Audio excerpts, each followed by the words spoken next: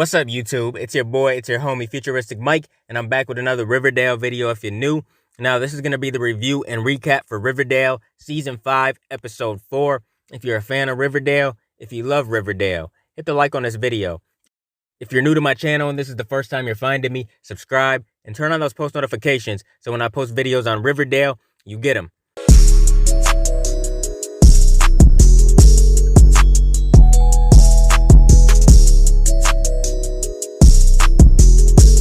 Now, the title to this episode is Purgatorio, and the description for this episode reads, after spending 7 years away from Riverdale, Archie returns to find the town is now under Hiram Lodge's grip and on the verge of becoming a ghost town. When Tony catches him up on what's been going on, Archie reaches out to the rest of the gang to return home. Now, I think it was an okay episode. I'll give it a 7.5 out of 10. I'm not going to rate it that high. It's not really what I expected for the time jump, but it still wasn't bad. It just really wasn't what I expected. In my head, when they said they were doing a time jump, I just expected it to be so much different. But it is what it is. It'll do. I still like Riverdale, and we're going to talk about it. Now, when it first starts, we see something weird going on. You know, we see Archie in his football uniform, and then we see some soldiers and stuff. We just see him at war. And then we see him wake up. So he was dreaming. You know, he was just thinking about his time in the war and stuff like that because it's been 7 years. And then he talks to this dude. He's reading to him or whatever.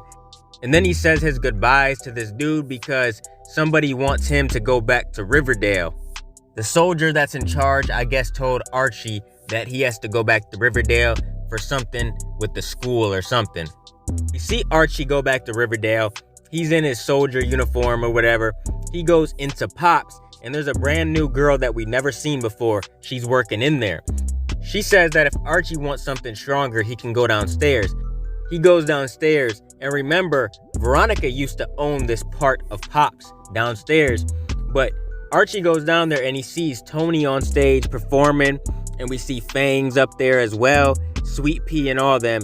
And it's just crazy, man, because they haven't seen each other in 7 years. Archie sits down and he watches all them perform, and then he chops it up with Tony for a little bit.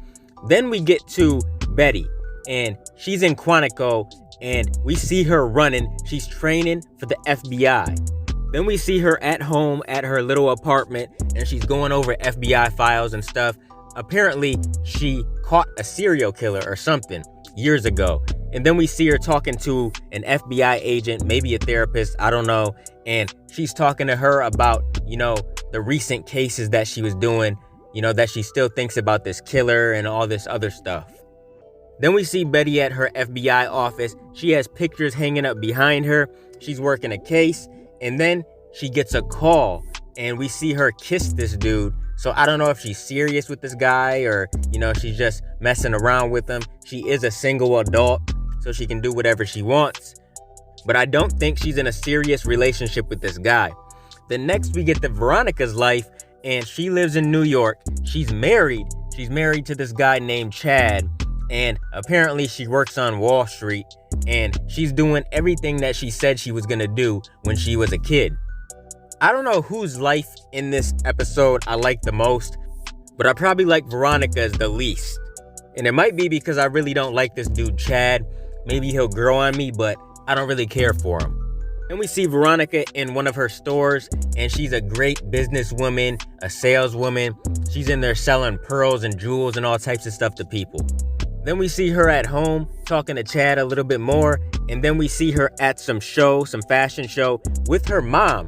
Now, I didn't think her mom was going to be in any more future episodes after episode 3, but I was wrong. Maybe it's just because Veronica is in New York as of right now, and her mom lives in New York too. Maybe when Veronica goes back to Riverdale, we won't see Hermione anymore. But Hermione was just giving her daughter advice about her relationship, her career, and everything like that. Then we see Chad. He wanted to surprise Veronica with some flowers. I just don't know if I'm a fan of this relationship. I just don't know.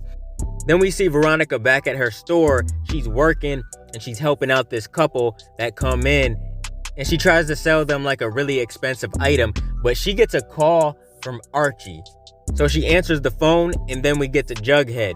He also lives in New York. I can't remember exactly what part of New York Jughead lives in, but he's an author or a writer or whatever. He's trying to type up some stuff for his next book. We see Jughead has a girlfriend. His girlfriend comes out, she's talking to him, and she doesn't want him to go, but he has to hurry up and get somewhere to meet somebody that he's in business with. So he meets this guy in the park, and they're talking about, his next pages, his next book and everything.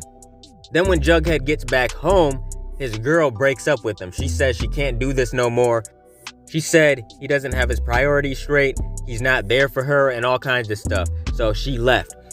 Then Jughead goes to the bar, he's drinking, this woman comes up to him, and she's talking to him. Next thing you know, it leads to them going home, sleeping with each other.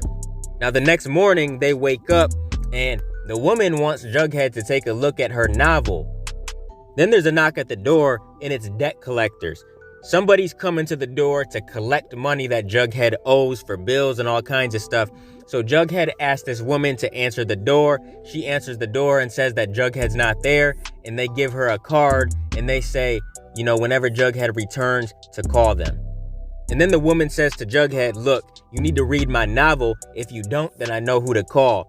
So Jughead feels like she only slept with him so that he could read her novel. And then Jughead gets a call from Archie. Archie's calling up everybody. Next we see Archie chopping it up with everybody. Tony, Sweet Pea, Fangs, all them. And Archie asks whatever happened to Cheryl. So Tony starts explaining what happened to Cheryl. She says that Cheryl just disappeared.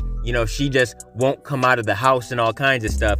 She said that she tried to reach out to Cheryl before, that she showed up to her house, and then Cheryl painted a picture of her, like a portrait or whatever, and then that was it. But Tony said Cheryl doesn't want much to do with anybody. And then Tony says that she'll show Archie around the town. So she shows Archie all kinds of places, and the town's going to straight shit. They get on the motorcycle, and Tony takes him to bus stops that are all vandalized and all kinds of stuff. She says buses don't even come through here anymore. Then she takes him to this part of the town that leads to another part of the town, and she tells him that Hiram Lodge is sucking the life out of Riverdale to put life into some other place. Then she shows Archie his old house, and there's graffiti, writing, all kinds of stuff on it, and the ghoulies took over his house, and of course Archie is not happy about it. Then they all go to Pop's and meet up, and that's when we see Betty, Jughead, and Veronica. They're all there. Tony and Archie join them at the table, and Archie is explaining how this town has went to shit, and he can't stand to see his hometown like this. He said he's gonna do whatever it takes to get this town back to normal, and then he asked them if they'll stay and help him. So they agree to stay, and then we see this woman getting some food and like a milkshake from the waitress, and then next we see this woman walking down the street at night, this blonde woman, and a truck comes up next to her, and she waves the truck down because she needs a ride, and I think she's gonna get kidnapped. And she'll probably possibly get murdered. But then that's the end of the episode. I didn't want to make this review and recap too long. It was a decent episode, but like I said, it wasn't what I expected for the time jump, but it still was a solid episode. What did you guys think of this one? Comment your thoughts down below. Let me know your thoughts on this time jump in this episode, and how do you think this show is going to play out? What do you think is going to happen next? Since there's been a 7-year jump, what do you think is going to happen with all these people as they're adults? Like, what do you think is going to happen next? Do you think Betty and Jughead will get back together? Do you think Archie and Veronica will get back together and she'll divorce her husband? Do you think all the old couples will get back together? Or do you think that Betty and Archie will finally become a thing? Do you think that maybe Veronica and Jughead might finally hook up? Like, what will happen? Comment your theories, thoughts, predictions, and everything else down below in the comment section. Keep supporting your boy, and I'll be continuing to bring y'all Riverdale content in the future. Make sure you guys like, comment, and subscribe, and smash that notification bell so you can never miss a video. If you guys want to donate to the channel, I got links below to the PayPal and Cash App accounts. Hope you guys enjoyed the video. Let me get out of here, y'all. It's your boy Futuristic Mike, and I'll talk to you on the next one. I'm out. Peace.